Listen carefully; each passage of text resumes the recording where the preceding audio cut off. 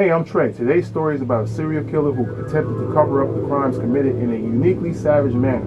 If you enjoy short stories about how monsters are made, then you'll enjoy this channel. If you have any questions or comments, you can leave them in the comment section. I upload new content every Tuesday and Thursday. So if you're ready, let's get started.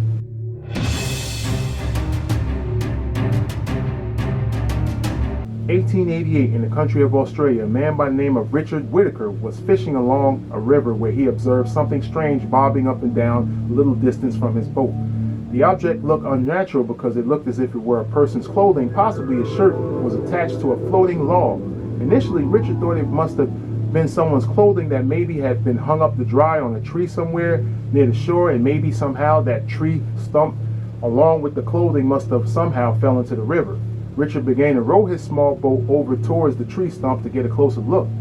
As he got closer, he noticed that it was the arms of a man in a shirt, but he was still unable to get a good look at the head or face due to the positioning of the log. The position only showed that the person's arms extending over the log, so that the person's head must have been hidden behind the actual floating log. As the log began to turn due to the current, Richard was able to see that the arms were tied to the log by rope and the body was headless. Richard rowed his boat as he shoved the log to shore.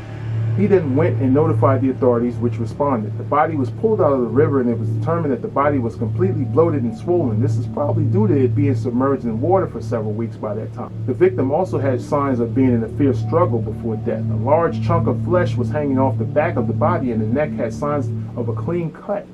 The authorities determined that whoever cut the man's head off must have had an experience in doing such a thing before.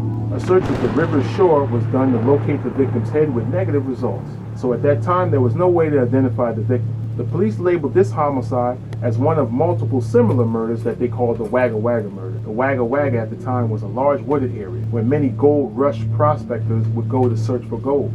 Since the murders happened in that area, they gave it that name. A year later, a man by the name of Jacob Rick, who was known to be an ambitious, hard-working miner who gave up his career and decided to get involved with the gold rush in the area and become a prospector. A man by the name of John Taylor put the idea in Jacob's head that if they worked together prospecting for gold, they would have twice the chance of becoming successful. Jacob was enthused about the adventure, so he went to the bank and withdrew some money to help with the expenses and purchased some prospecting equipment. Immediately after, they set off on their journey to an area called Parks. After weeks of searching for gold with no luck, the two of them became frustrated. Jacob had become more frustrated daily due to the fact that he alone had money to fund their adventure and it was running low. John Taylor began to feel guilty, like he was unable to carry his own weight because he had nothing to contribute other than just manual labor. This compelled John to leave temporarily in order to acquire some money to help out. Before leaving, the two met a third man by the name of Albert Smith. He was another prospector that worked the local area. Now the three of them became good acquaintances before John eventually left. Albert Smith and Jacob Ricks worked together in the meantime until John Taylor's eventual return. Albert and Jacob were seen working together in the area by all of the other prospectors on a regular basis. After several weeks of being seen working together, Jacob Ricks was no longer with Albert Smith. Local prospectors questioned Albert about Jacob Ricks' whereabouts because they were fond of him. Jacob was a funny and warm kind of guy, which left a good impression on the people in the area.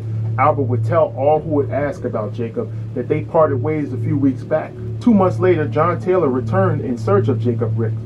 Albert explained that Jacob Rick wanted to work by himself in a different location. Albert persuaded John to follow him to another location where they would fare better prospecting for gold. In the meantime, several of the local prospectors did not believe Albert's story pertaining to Jacob's disappearance. Albert was seen on several occasions in the possession of Jacob Rick's prospecting tools. The local sheriff, along with several professional trackers, were notified and a search was commenced to locate Jacob alive or dead with no success. Albert and John worked together searching for gold but became more irritated with one another.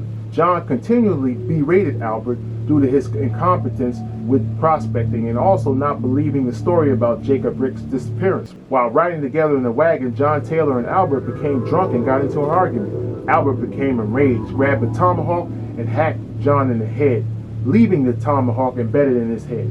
Albert then became nervous because he heard other prospectors nearby.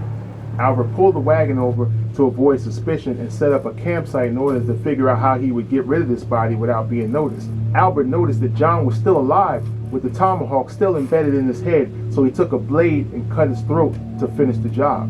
Albert knew that his alibi wouldn't work this time because he was the last one seen working with John, so he needed to dispose the body completely to avoid any implication that he had any hand in the murder.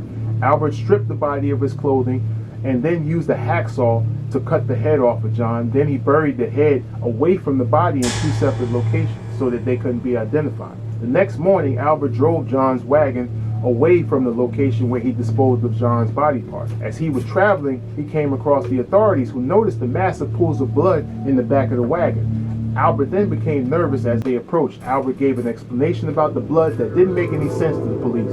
Albert was then taken into custody. While at the police station, Albert became grief-stricken over the murders he had committed. He attempted to kill himself by cutting his own throat on one occasion, and on a separate occasion he tried stealing the officer's gun and shooting himself in the mouth.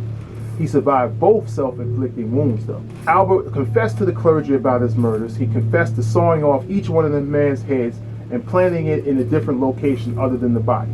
He provided a map to the authorities on where each head and each body had been separately buried. He also acknowledged cutting the first unidentified man's head off and tying the body to a log, then allowing it to float down the river so it couldn't be identified. In September of 1890, Albert was tried, found guilty, and sentenced to death.